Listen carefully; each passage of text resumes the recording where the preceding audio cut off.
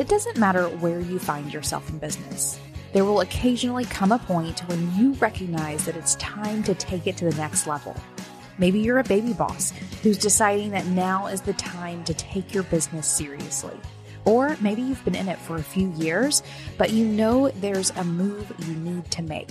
Whatever that moment is for you, as a creative business owner, that means putting on your CEO hat and making some proactive, holistic, and informed decisions about what's happening in your business next. Welcome to Being Boss, a podcast for creatives, business owners, and entrepreneurs who want to take control of their work and live life on their own terms. I'm your host, Emily Thompson. And in this episode, I'm here to focus on the habits you need to adopt to be the CEO of your business, the chief executive officer, the decision maker, the architect, the mastermind. For some of you, the CEO hat will be something you just put on every once in a while. You'll put it on to gain that big picture view, to set your course and make your plan, and then you'll take it off and replace it with all the other hats you wear on a daily basis. For others, it's a hat you wear more often, weekly, maybe even daily. Either way, if you want to be a business owner, you have to be the CEO.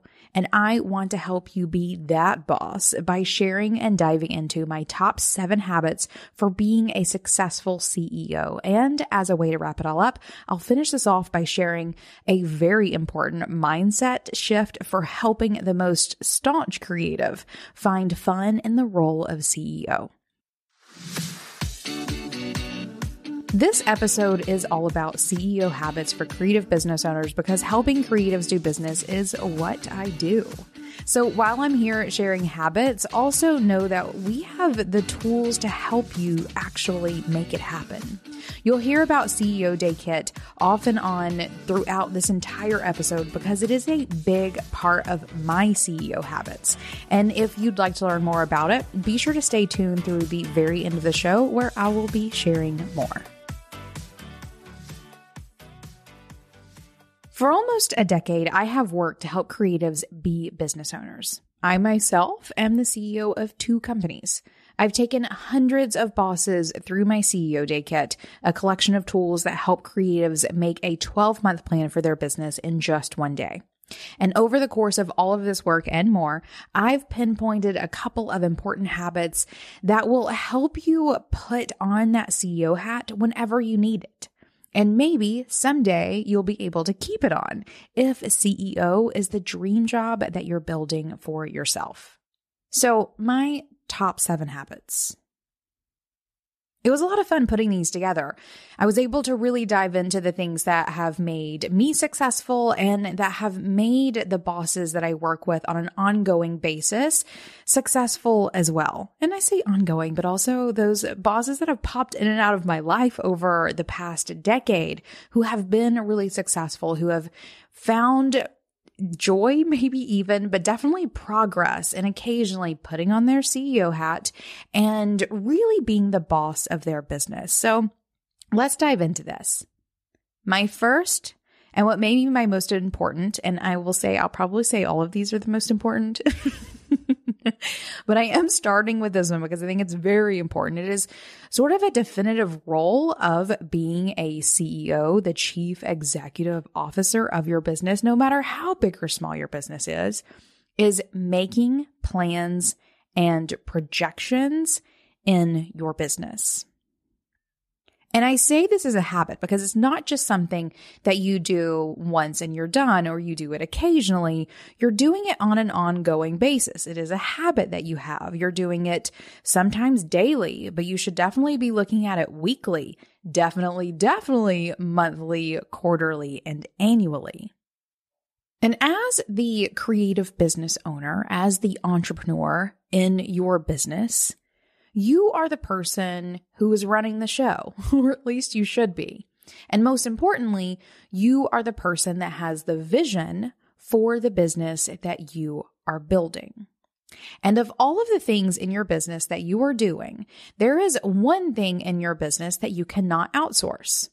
That is your vision.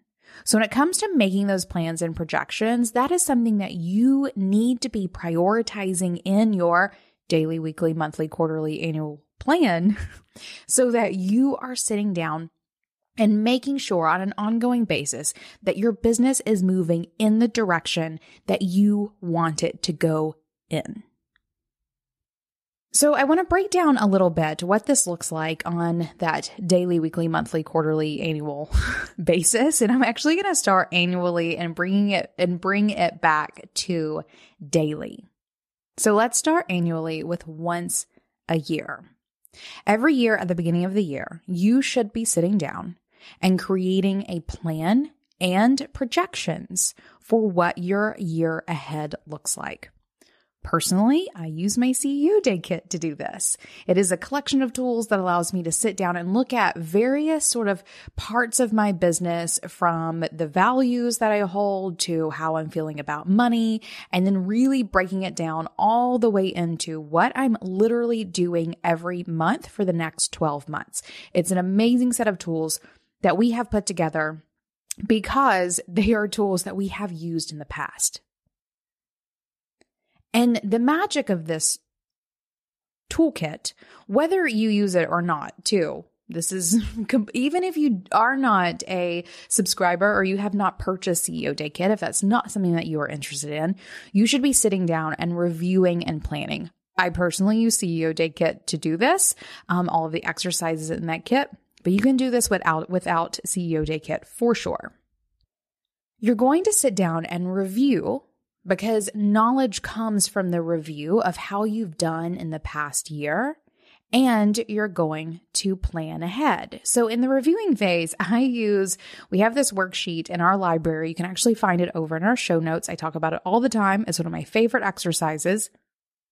It's called What's Working, What's Kind of Working, What's Not Working.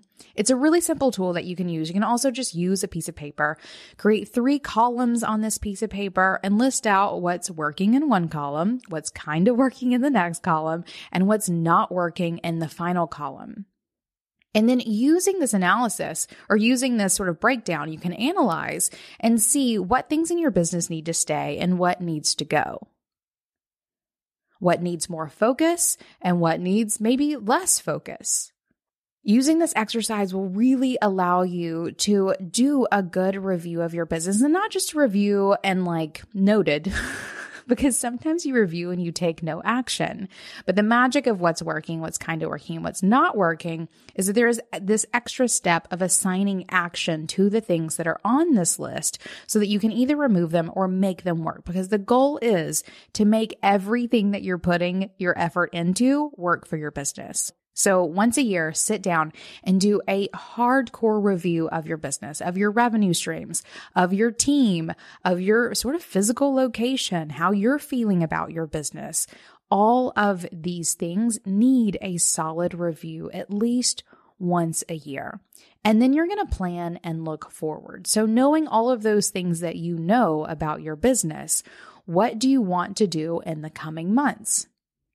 And sort of the magicness of sitting down and doing this every single year, doing this really full, amazing, big picture planning day of your business, is to give yourself a big picture plan and truly holistic plan of your business. Because feel free to raise your hand if you have ever gotten to March or some month in the future when you were planning on doing maybe a big creative project, but you actually found that you were in the launch phase of something else. Or you were in the launch phase of something, but then had a whole bunch of clients come in and you couldn't actually launch the thing that you were wanting to do. If you had had a good plan in place, you would have been able to plug these little puzzle pieces into your calendar ahead of time to give you the ability to navigate throughout the coming months with more ease and purpose, and in a way where everything has its place, and you also have the structure that allows you to move things into the place they need to go. So clients are one of those you can never really know when your clients are going to pop into your calendar, but you can tell them when you can work with them. Like, I'm working on a launch thing right now. I can get you in 3 weeks or whatever it may be. And you don't necessarily obviously have to tell them why you can't work with them at any given moment, but this plan in place for you will let you see how all of the pieces of your business work together so that everything flows really, really nicely. Another great thing that comes out of doing this kind of work once for an entire year is you can also plan your business around your life a little bit as well. I know that at the time of recording this, talking about life may be a little more difficult. We're not talking about taking big vacations or any of those things, but feel free to raise your hand if you have ever gotten to vacation month and ended up having a ton of work pile on you, or things that weren't done still sort of lingering that led you to maybe not enjoy your vacation or time off as well as you could have. By taking a once a year CEO day, sitting down and creating this big picture holistic plan for your business, you're really able to weave not only the multiple parts of your business together, but also your life into it as well. But one of my very favorite things about sitting down and making these plans or projections once a year is that it allows you to make the decision once. And sure, there will be a million little decisions that you make along the way. But being able to sit down and know when your launches are going to happen, when your creation times are going to happen, when these marketing windows are going to happen, and around events like your holiday rush or that vacation you want to take or whatever it may be, you're not sitting down every month and recreating the wheel. You create the whole wheel once a year and then you just let it roll. And that for me really helps me, especially as most CEOs do, who suffers from decision fatigue. Whenever it comes to that big picture planning your business, make the plan once a year, and then just plug away at the plan the entire year round. It's magic for your soul as a creative business owner to know what you're doing next all year long. And then this idea of projections is really important as well. I sit down once a year and create a massive spreadsheet. I call it massive. I feel like someone who's really into massive spreadsheets would call it a baby spreadsheet. For me, it feels kind of massive. I love creating it. And I sit down and I make projections for the revenue and income. Well, I guess revenue and income are the same, for revenue and expenses of my business through the entire year. And then this spreadsheet becomes something that I look at again every single month in my business. So I'm making these revenue projections as well. And those revenue projections and expense projections are also based on the planning that I've done around my revenue and marketing and creation times. From that sort of plan of what am I launching, what am I creating, what clients do I want to take, whatever it may be, it becomes that holistic plan that I've talked about. You are creating literally the business that you want to create. So make plans and projections. That's what it looks like once a year. And our CEO Day Kit is really there to help you with that once a year big picture planning in your creative business. It is tools that are built for creatives. And then once you have that big plan, you have to check in with it quarterly, at least quarterly. You check in on your progress. You see how your projects are going, how those marketing campaigns are going, how those creation times are going, whatever it may be. And you're also checking in on your revenue and expenses every single quarter. Quarterly is also when you sit down and make a plan for what the next 3 months will look like. And maybe not make the plan, but more of check in on and adjust your plan that you created at the beginning of the year as needed. For me, quarterly check-ins take about half a day. I sit down with my bookkeeping reports. I sit down with my project outlines. I sit down with Asana. I'm looking and seeing how the projects and marketing campaigns and all of those things have done in the past. And I'm also making sure that everything is in place so that I can just move forward over the next month. So really quarterly can be when I'm doing a lot of project management and making sure things are tasked out, things are assigned, everyone knows what we're doing. That's happening once a quarter. And like I said, it takes about half a day. Also, every month, you should be checking in on progress on all of those projects, on your revenue, on your expenses. Monthly is also whenever I sit down and I update my projection spreadsheets for my actual revenue and expenses. So I'm seeing what did I project I'd be making this month? What did I project I'd be spending this month? And then how much did I actually make and spend in any sort of previous month? Part of this too is making sure that my bookkeeper has my books ready for me within those first 7 or so days of any given month, because within those first 7 or so days, I want to sit down and know exactly what was happening in my business or businesses in that prior month so I can quickly make the adjustments that I need to make in the month moving forward. This is also when I'm checking in on sort of team status or my own status whenever it comes to creating something or marketing something. I know on a very short-term basis what I'm doing over the next month.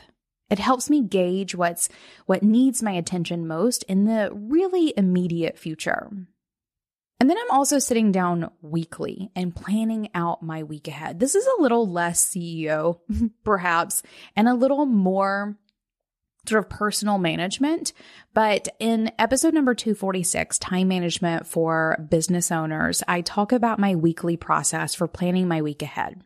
But really, I think where my CEO hat comes in on that weekly basis is that I am meeting with my team every single week to check in on the progress of all open projects, to reflect on anything that has recently ended, and sort of setting the stage for anything that will be happening in the really immediate future. If you don't have a team, you can still do this. Schedule out an hour a week, really 30 minutes a week if it's just you, to check in to make sure that everything is progressing as it should. Because it is that big picture view and making sure all the things in your business are moving forward that really makes you the CEO, even if you're by yourself. And then for some of us, sometimes we have to put the CEO hat on every single day. This is especially true if you have a team, but you can also think of it in your business if you are a solopreneur as making sure that you are really staying on top of the things in your business that's really going to move you forward. Again, I think I'll probably be bringing up episode 246, Time Management for Business Owners, a couple of times here, but I talk very much so in that episode about really prioritizing even your tasks every single day. That action itself is you being the CEO of your business, making sure that you are spending your time on the things that really are going to be moving your business forward. Okay, so that's number one. That was a big one. Making plans and projections. That's what it can look like on that yearly basis, quarterly basis, monthly, weekly, and even daily. Let's move ahead through this. So second, I have knowing your numbers, and in that case, really your metrics, because knowing your numbers is a habit, because you don't just do it once and you're done. Numbers are something that you should consistently be knowing. It is a habit you have to put into place. And numbers are definitely more than just your revenue. Your numbers include your expenses, your profitability overall, or your profitability for individual offerings or clients or products that you create. Knowing your numbers also includes knowing how many months it's going to take for you to be profitable or reach some sort of break-even point in your business if you are just starting out or you're not profitable yet. You also need to know things like the cost per offering or per product, and even how many hours it takes you to do something, and how many hours it takes you to do something versus a team member doing it. There are lots of numbers in your business that you need to know. I actually often say, when talking to business owners, especially when they are uncomfortable with numbers, is business is numbers. It is so many other things. It's also, the soul you put into it. It's serving your clients and all of these things. But the difference between really a business and a nonprofit, and this is not really true because nonprofits definitely have to care about their numbers, but a business has to play that number game. You are here for profit. If you are not here for profit, then you are not a business. You are a nonprofit, which is fine if you choose to be so. But I'd imagine that most of the people listening to this are not. It's also important to have this habit because in your business, your numbers will change constantly. You're going to change vendors. The prices of things are going to change. Supply chains change, and you have to change where you get things. Markets change. You may need to change your prices as someone else changes their prices. Whatever it may be, your numbers will be consistently changing, and it's up to you, the CEO of your business, to make sure you know what they are. And you know what they are because knowing your numbers is what's going to help you reach your revenue and profitability goals. So if you are not staying consistently aware of how the numbers that make your business run are changing, you are not able to set adequate goals to work for in your business. So I encourage you very much so to get curious about the numbers that make your business run and make it a habit of yours that you know what those numbers are. This is something that checking in quarterly is a really important idea, but definitely every year you should know how much it costs for you to produce your things. You should know how much money you need to make to run your business, how much money you want to make and profit. There are many numbers that you need to know in your business. And I will say too, that if numbers freaks you out, this does not mean that you have to do your own numbers. You do not have to be your own bookkeeper, right? You can find a numbers partner, someone who will actually do the numbers for you and communicate to you what those numbers are so that you know them. So that in that case, the only real habit you have to develop is meeting with the person who knows your numbers so they can relay that information to you so that you can make decisions for your business with that knowledge in hand. Which then leads us to number 3. My third habit for being a successful CEO is you have to get rid of distractions. A successful CEO understands that their time and attention are 2 of their most important assets. A CEO has lots of things vying for their time and attention. I know I do. Literally a million little fires all day, every day, especially across 2 businesses, on top of my already big to-do list and a full schedule of meetings. I'm consistently being pulled in a million different directions. So whenever I sit down to do something, I am making triple sure that that time is sacred, that there is nothing that can distract me. Especially when it's some of that big brain work that I have to do where I need the focus to get it done. And this can look like a lot of things. Very simply, one of the biggest things that I do or actually one of the smallest things that I do that really makes a huge difference is simply turning off my email when I'm not answering email. The amount that I can get done and like the speed with which time passes for me whenever I turn off my email and can just get to work is amazing.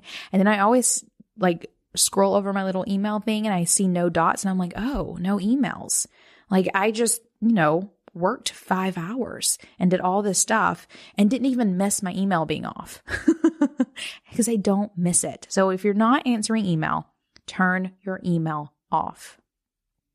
Another thing that I hear from bosses, especially when you get on up in your CEO journey, is having team members and sometimes even clients really vying for that attention and keeping you from being able to get focused. I cannot recommend enough that you set aside some time where people can check in with you if they need to. So this could look like saying, every day from 4 to 4:30, I'm available for you if you need me.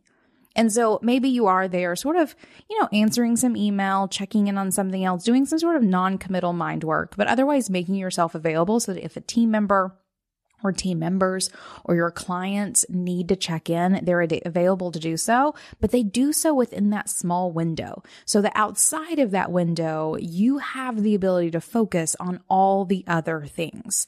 It will both help you better serve your clients and or your team, and it will make you more available and capable for doing all of the other work that you really need to do. So set some boundaries around when it is that people can get attention from you that they may need to do their job. Another way that I like to get rid of distractions for myself is really even just telling people. So telling my family, for example, or telling my team or telling my clients that there are times when I want to not be interrupted. And I know that can be very difficult, especially as so many people are working from home, but really vocalizing that, making it a priority for yourself because they'll also follow your cues. If you're like, I want to work undisturbed for 3 hours, but you keep coming out to get snacks, you're signaling that you are going to allow yourself to interrupt this productive time. So they're not going to think it's such a big deal if they interrupt it as well. So set some boundaries around how it is that people near you are interacting with you as well. It can really make a world of difference, and one that I use on a consistent basis. And otherwise, just really being in control of your time. I have no meeting days that allow me to really focus on meetings on my meeting days. And then on the no meeting days, I can really just focus on all of the creative work that I do. I know that batching meetings for some people sounds like a total nightmare. So if it doesn't work for you, that's fine. But I find that that works for me. And there is a sense of awareness that comes from getting rid of distractions in terms of what do you find distracting and what do you need to do to keep those distractions from distracting you from your work. And whenever it comes to sort of planning those no meeting days or really managing my time in a way that limits my distractions. I talked in episode 246 about my time blocking strategy. You can also see it step by step with visuals in some time blocking training that I've created over at beingboss.club/time. Highly recommend that as well. What better time of year to turn over a new leaf than at the beginning of the year? And by new leaf, I mean get your money in order. As a business owner, you're in the money game. You need to always be collecting, know where your money's coming from, and know where it's going. It's part of the job description, so don't put it off and turn to a handy tool to make it easy. I'm talking about FreshBooks Cloud Accounting, built for businesses and their clients. From balancing your books to managing your client relationships, FreshBooks has your back. Sign up now and get 50% off your first 3 months by going to freshbooks.com/beingboss and enter Being Boss in the How Did You Hear About Us section. All right, so thus far we've gone through 3 of my 7 habits. 1 is making plans and projections. 1 is knowing your numbers. And 1, I guess this is number 3. 2 is knowing your numbers. 3 is getting rid of distractions. And number 4 is prioritizing your tasks. Whenever I talked about that annual CEO day that I do, that one day a year where I'm sitting down and planning out what the entire year looks like, that day is for planning and prioritizing on a big picture level. So that's saying, I want to create a new product and I want to redo an old product and I want to, take a vacation. Of those 3 things, which one comes first? Well, in January, I want to start redoing the old one. And then in spring, maybe I'll take that vacation and then I'll wrap up the year with creating a new one. So that's like big picture prioritizing that happens on your CEO day. But what do you do on the daily? Every day is really adding up to be what you do in an entire year. So your daily tasks have to reflect those priorities that are really big picture. And really this comes from prioritizing your tasks every single day. Again, in episode number 246, Emma Peacock of Honey Pot Digital shared how she prioritizes just 3 things every day, making sure that she's doing the things that moves her forward, even if she gets nothing else done. I personally do this over the course of a week. I sit down on Sunday and I do my planning for the week and I task out what is most important. For me, it's usually doing things on Monday that will enable the team to do things throughout the entire week, right? Or having communications on Monday that allow everything to get done through the entire week. And it is absolutely a balance between doing what you want to do and what really needs to get done, which is sometimes something people can struggle with. But I find that having this big picture plan in place really allows me to see the benefits of doing the things that I might not want to do and still making plenty of time to do the things that I want to do as well. Also, there's a secret sauce here with aligning your actions with your vision, your values, and your goals.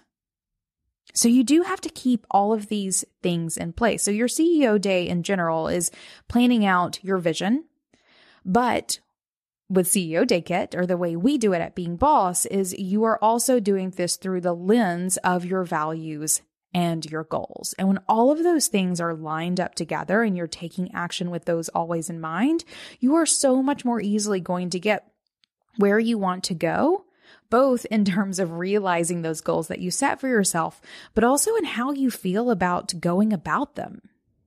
The magic of aligning is you feel aligned. I do talk pretty extensively again in episode 246 about this. So if you need some more support around prioritizing your tasks, definitely go check that episode out. Which leads us to habit number 5. Habit number 5 is schedule and respect your non-negotiables. Now, I feel like a broken record when I say this, but in episode number 246, I also talked about non-negotiables.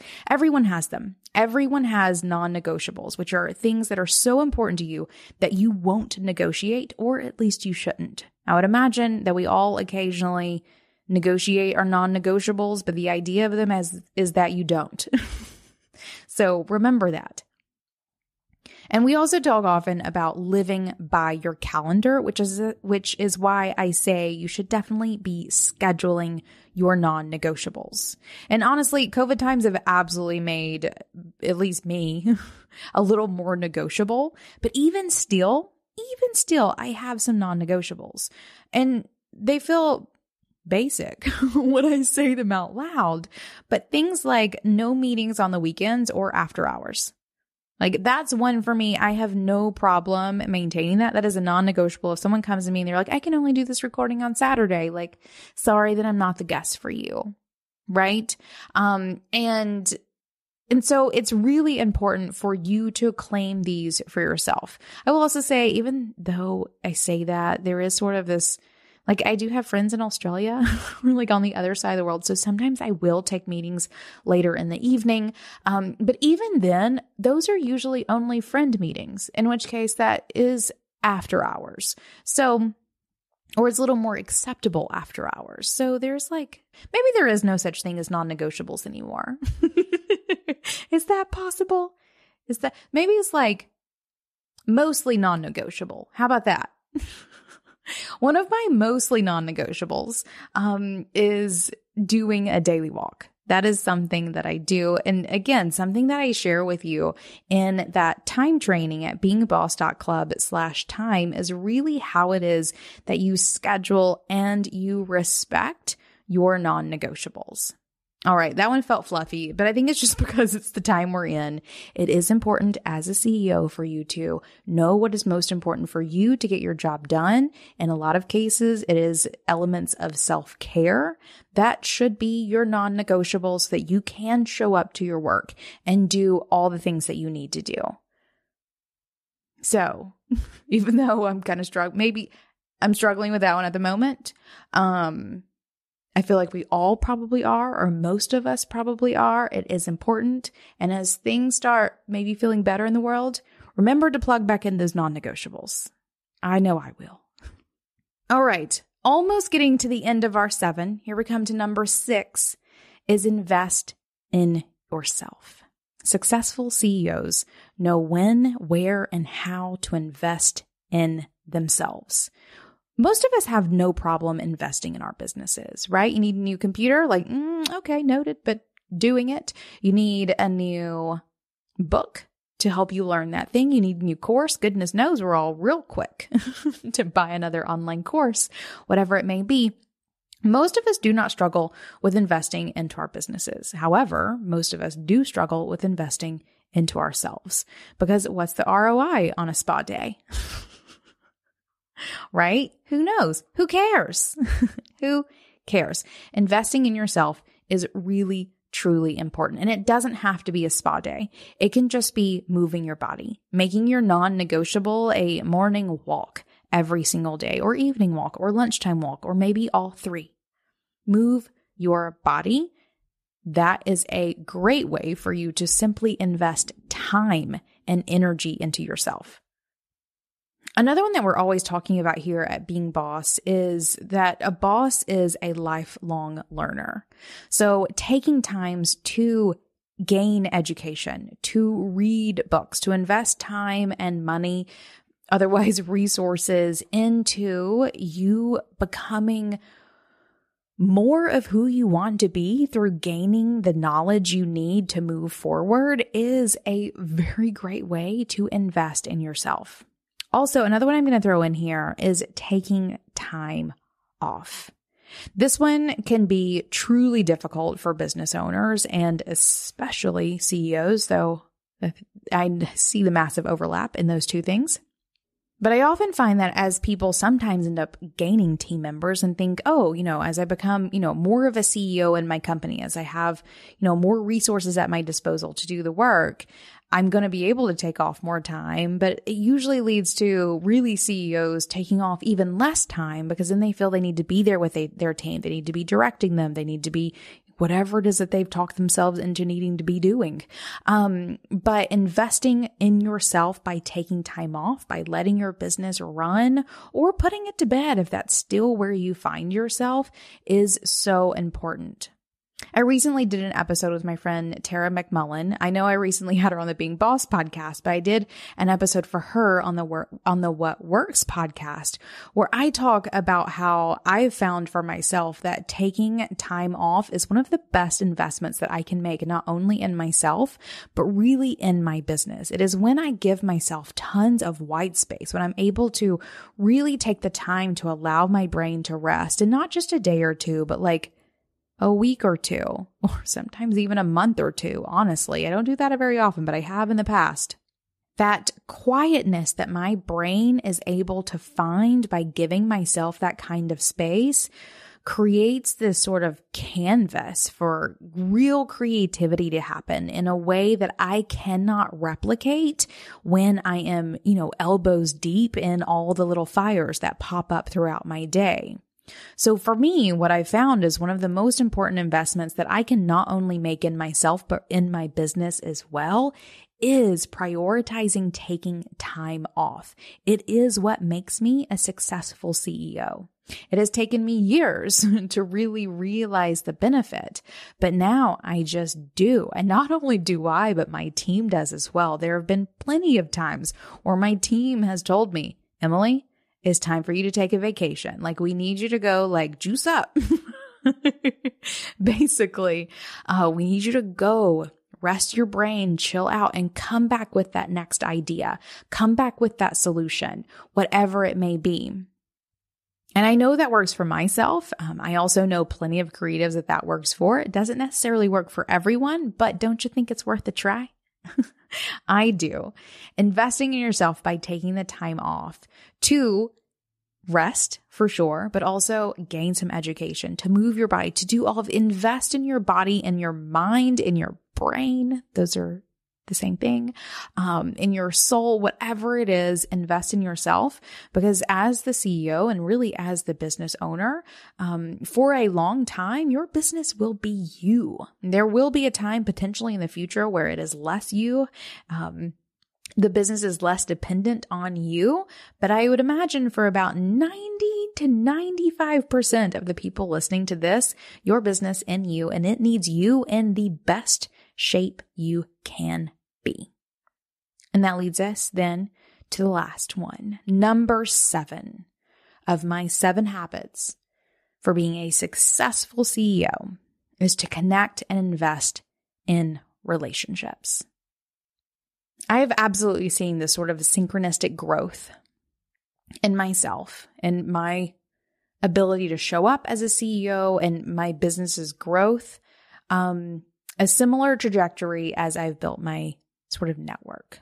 Building your network is so important as a CEO. And you've heard it, your network is your net worth, right? And though that's we have this thing in our family, we always say, if it rhymes, it's true. It almost rhymes, so it must almost be true. As you build your network of connections, of friends, of vendors, of partners, of all of these things, your business, you as a CEO, will grow. I've seen it time and time again. It is something that I absolutely see is a huge contributor to my own success in both of my businesses. And this can look like lots of things. One of the ways that I feel is not talked about quite enough is really spending time with your team. One of the things I've always prioritized is really feeling like my team is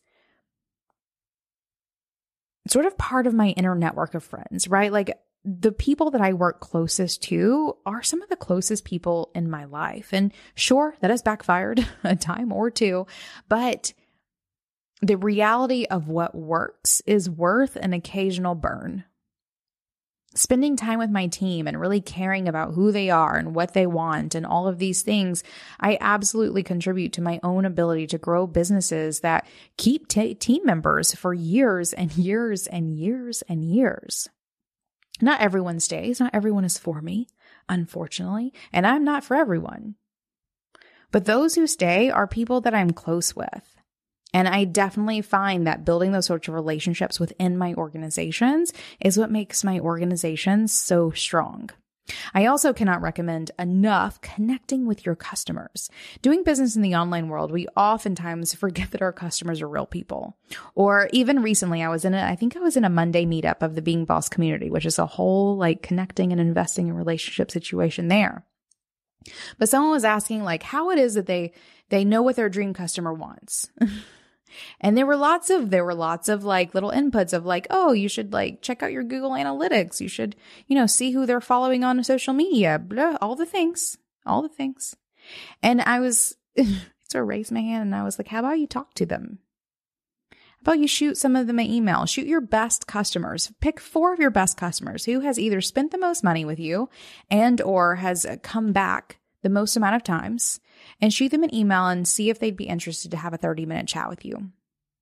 And then get to know them, connect with them, chat with them, find out what they want, find out what they like, and otherwise get to know them. Ask them all the questions that you want to know the answers to. You don't have to keep your customers at arm's length. In fact, you should really keep them as close to you as you possibly can. So connect to your customers. It also makes them feel super special and they'll go tell even more people about you. They become amazing word of mouth marketing engines for you. So connect with your customers. And there are lots of reasons why you should be doing this. Both from actually spending time with your team. Actually didn't talk about my third one really. Spending time with your team, connecting with your customers, but also building your network of peers. I love that I have a vast network of friends. I often say that's my favorite part of this job, of owning Being Boss, of doing this work, is that I have built for myself an amazing network of peers. So many people. If you want a photographer, I know 18. If you need a graphic designer, I know 47 of those. If you need someone who lives in this place, know her, whatever it may be. It is my favorite thing that comes out of this work. But I'll also say it's really saved my ass a couple of times too. Whenever the Being Boss conference had to pivot from being in New Orleans to going online right as the pandemic hit, I was blessed with the fact that everyone who was coming to speak at that conference, because it was my first one, I was like, how about we reach out to my most immediate friends? Because I have so many very talented and expert friends. One of my saving graces was that everyone was my friend who was supposed to be who did speak at that conference. And so not only were they totally cool with the pivot, but they helped. They showed up to help. I had, one of the speakers was like, I've done multiple online conferences before. Let's have a chat and figure out how you're going to do this. One was like, I know someone who can help you with this thing. Let me put you in touch with them so that you don't have to worry about this. They all came together to help make that very fast pivot of that event a complete and utter success. And that's just one example of many times in my life when I've been able to tap that peer group to get what I need. And of course, it's reciprocal, right? They can come to me anytime they want. And I know 47 graphic designers if they need one. I know 18 photographers if they need one. It is the support system that I think is required to build the kind of business that I know I'm building. And you need one too. Maybe doesn't need to be as vast, but everyone does. And here's a couple of examples why. One is that you can stay so up to date on all of the things. Online business especially, but business in general. goes quickly. There are new pieces of software. There is new legislation. There is new, standards for doing things, whatever it may be. And you can't stay up to date on all of those things. What you can do is schedule some coffee dates with friends and allow them to tell you everything it is that they know. I will never forget a couple of years ago, sitting down for lunch with Autumn Whit-Boyd, who has been on the podcast a couple of times. She's a lawyer for creatives, for online business owners. She's my lawyer at Being Boss and is also a really dear friend of mine. She lives in Chattanooga with me, and we occasionally get together for lunch. We were meeting for lunch a couple of years ago. We sit down, and she was like, "So are you ready for GDPR?" And I was like, "Come again?" And she was like, "GDPR, it goes into effect like next week." And I was like, "What are you talking about?" And she then sat down and told me everything I needed to know about GDPR. If not for that connection, I could have been, sued by the European Union. That's not necessarily how that works. I would have figured it out. But having someone who was so knowledgeable just there and ready to help was amazing. Or I'll bring up Tara McMullen again.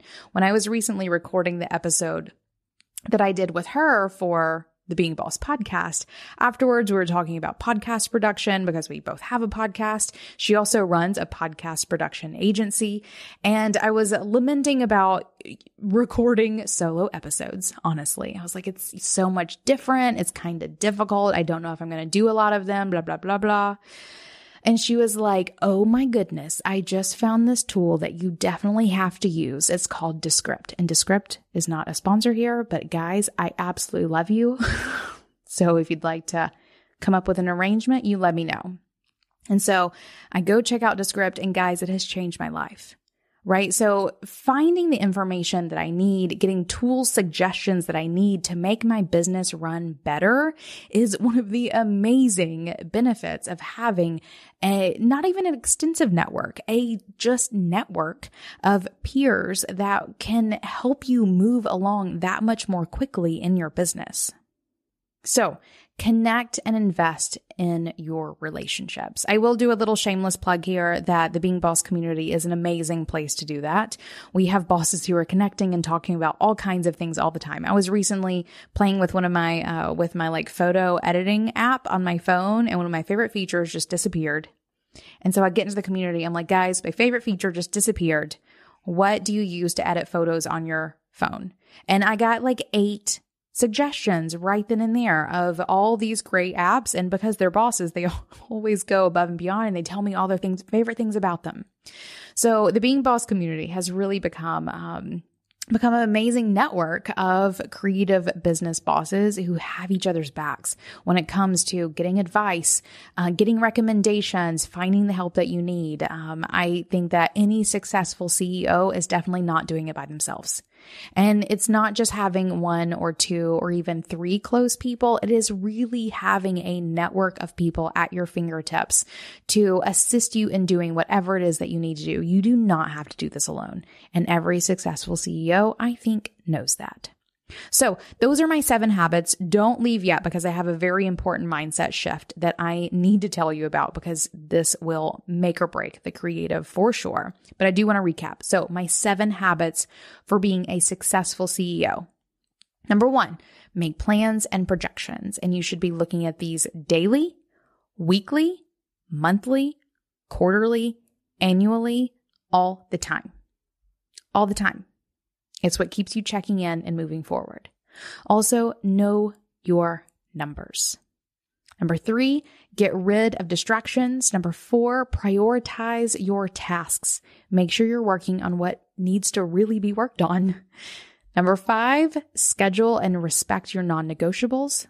Number 6, invest in yourself. And number 7, connect and invest in relationships.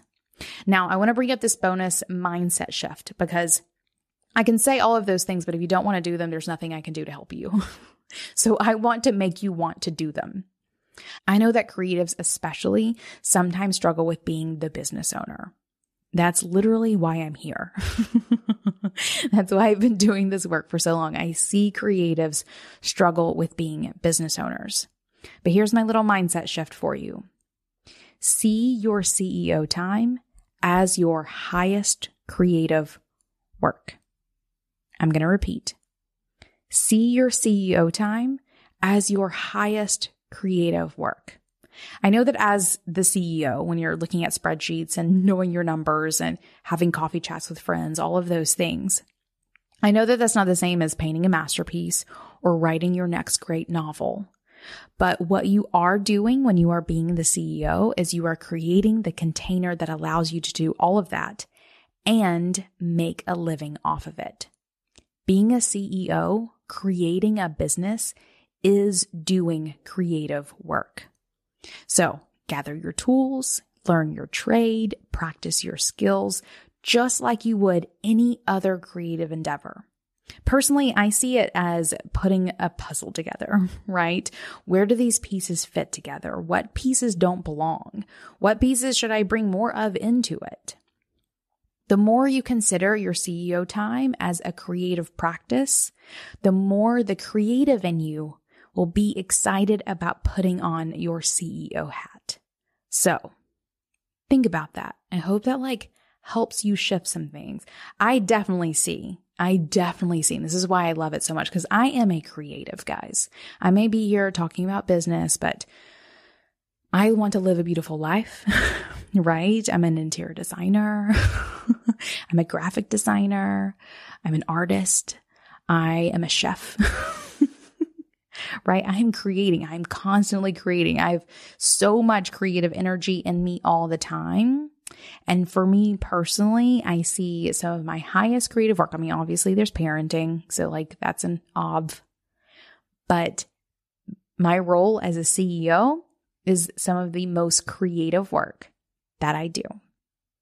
Now, I hope you feel inspired to embrace being the CEO of your business, of really setting aside the time to make those big picture goals and adopting the daily, weekly, monthly, quarterly habits that will go into making your goals a reality. Because retouching on that vision consistently is what consistently moves you down the path towards the realization of that vision. And if you would like some help in doing this, I encourage you to check out CEO Day Kit. CEO Day Kit was built to help creatives like you get a grasp of your business by giving you the tools and guidance to plan out an entire year of your business in just one day. You will embark on 7 steps, gaining access to videos and worksheets that will facilitate your first and every CEO day. So it's not you don't just do it once and you're done. You can use this kit every single year. And a lot of these worksheets you can pull out every quarter, and some of them I just keep in my notebook and I will pull them out just whenever I need them. And they work no matter what kind of business you are in or how long you've been at it. From baby bosses just taking on their first clients to 7-figure retail and product businesses, bosses of all kinds have gained clarity and a clear path forward with CEO Day Kit. You can learn more and join in by going to beingboss.club/CEO. And with that, go dust off that CEO hat, boss. At the time of releasing this, it is the beginning of 2021. It is time to put on your hat and make your vision moving forward. So until next time, do the work, be boss. Yeah.